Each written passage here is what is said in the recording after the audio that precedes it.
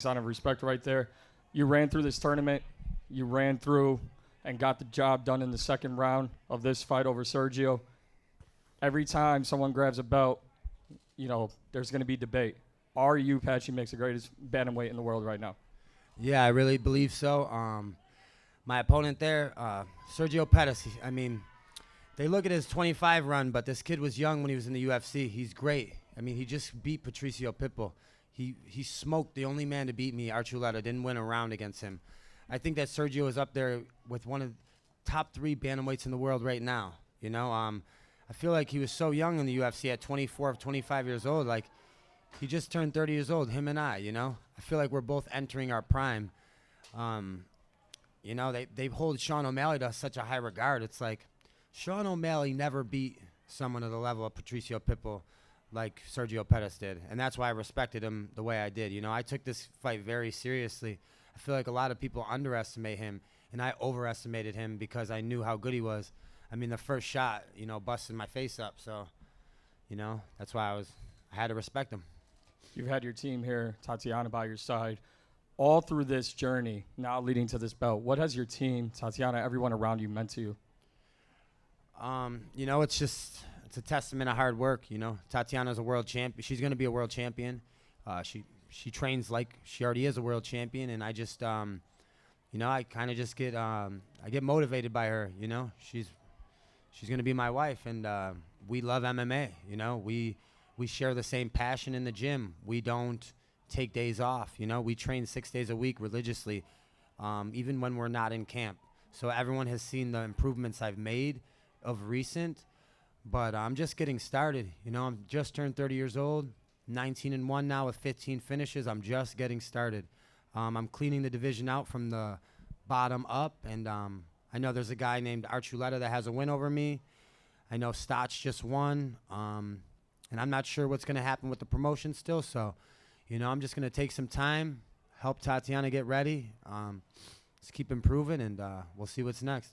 Last one for me. You just alluded to it. There's plenty of competition. They're waiting and chomping at the bit to get a shot at your world title. But what has Bellator meant to you? Obviously, multiple belts right there. What have they meant to your career, your legacy, and everything that you've achieved as a professional fighter?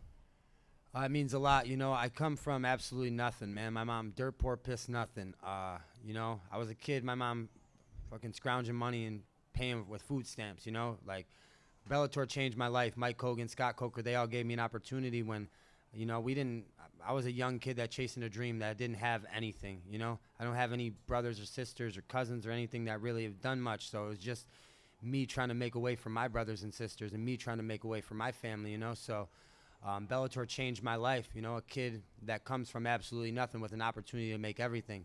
So, I'm grateful for Bellator. I'm grateful for Mike Hogan, Scott Coker, and just given the opportunity to fly across the world to Ireland, to Japan, to Hawaii multiple times, and, eventually get multiple chances at this world title. This is my second chance. I fell short the first time. It took me 3 years to get back here.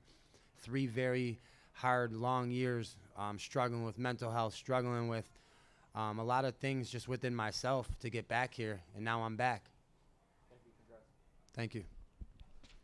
Right over here, Patchy. Congratulations, amazing performance. This is something that you've manifested for years now. How does it feel for everything to play out the way that you really wrote it and to finally, close the chapter and be a bantamweight champion? It feels good, 19-1 with another finish. Of course, got paid tonight. Feels good. I feel like I can be one of the fighters of the year. Within a year's frame, I choked Magomed off to sleep. He's never been finished. I knocked Rufian Stotts out cold. He was on an 11-fight win streak for 7 years. And I'm the first one to finish Sergio in about 8 years. He hadn't been finished in a long time. Alex Caceres caught him years ago in that same choke.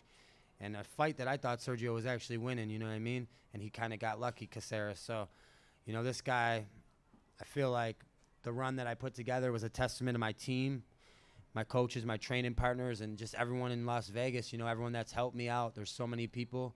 Kobe Fair in the room. He's going to be one of the best flyweights in the world.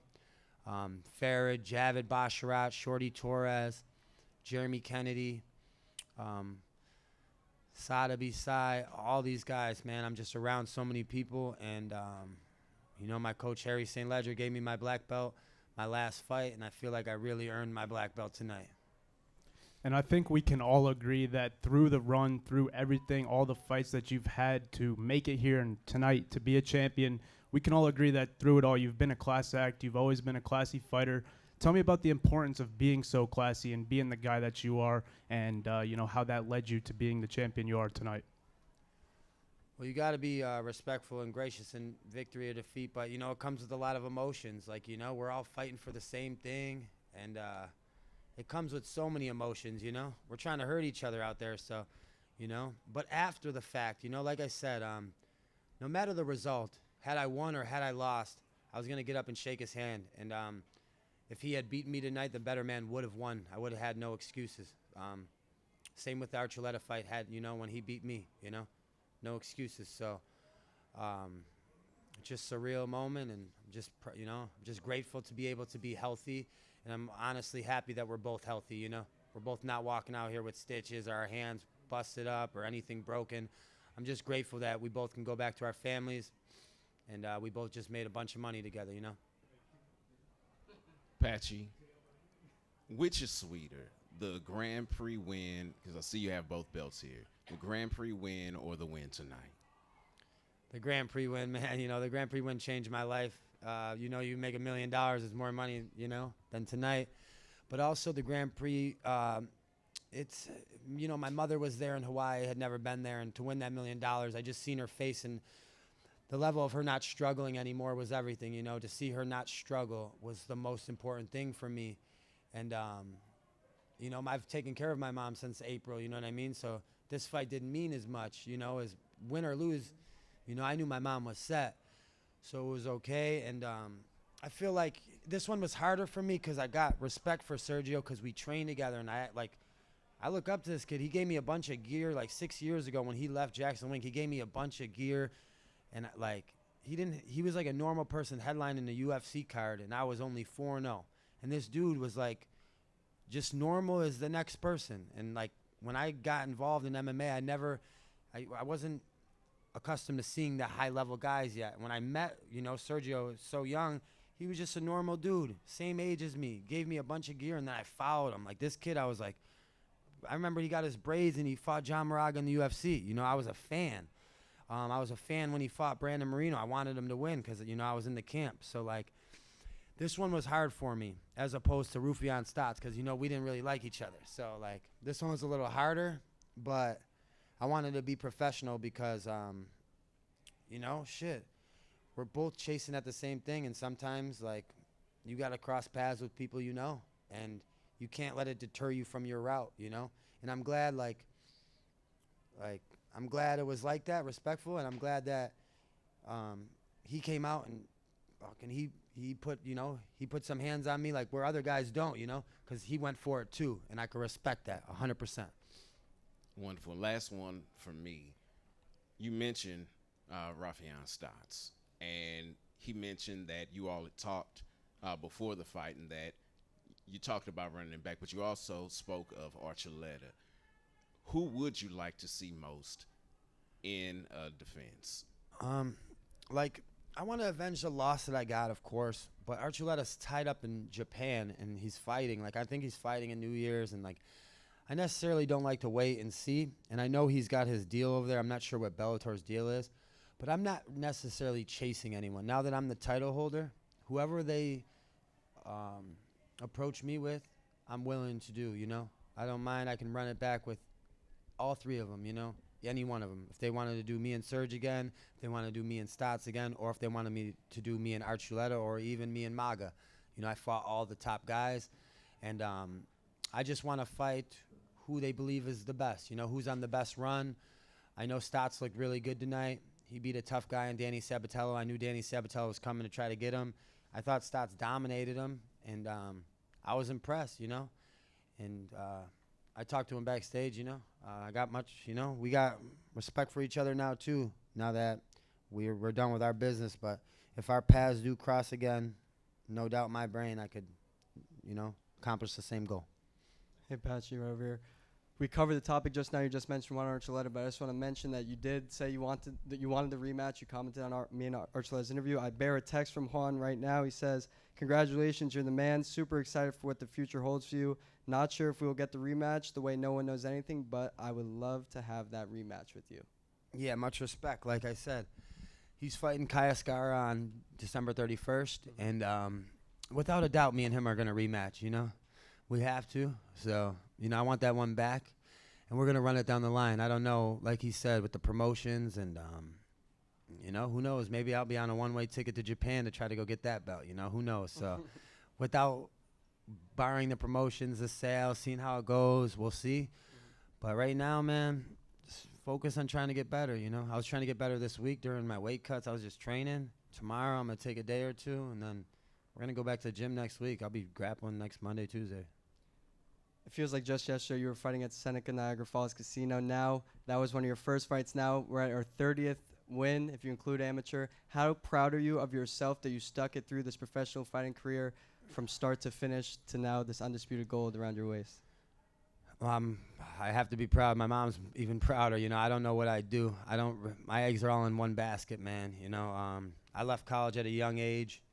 I didn't want to go to school. I wanted to be a fighter. I left, you know, I put all my eggs in one basket. If I wasn't doing this, I'd be working on a roof or something, you know what I mean? Hard labor, because that's what I used to do. I used to hump 60 bundles a day and then go train. So this is my life, and, you know, just let it be, man, you know? Just take my time. I'm just grateful that I stuck it out, like you said, stuck with it, and now, you know, my life has changed. I'm a world champion. I got more money than I know what to do with and more opportunities than I've ever had in my life now after this. I'm sure you and Don and Harry have been talking about this moment for years, so it's great to see it finally happen for you. Last one for me. About a decade ago, you posted on Instagram that Aljamain Sterling was your idol. Now you're at his level or even past him. Do you feel a sense of fulfillment knowing that you're living proof that hard work pays off? Yeah, man, I just want to be a representative to my nephews and my family. You know, I coach high school wrestling for years. I just want to be a representative to those kids that watch me. You know, I'm no different than any of them. So just anybody that's really, like, doesn't come from much, you know. I mean, my mom did bad drugs when I was a kid. I was adopted, you know what I mean, at a pound, man. Like, you know, like my cousin Rose adopted me, and my brothers and sisters, we came from absolutely nothing. So just to inspire, like, any other kids that are watching me or see this story, that's the only reason, you know, that's the only thing I want to give back. You know, I just want to inspire anybody that could see what I'm doing and, you know, want to go achieve the same. No matter what, even if it's not MMA. Mm-hmm. Keep putting on for Angola. For sure.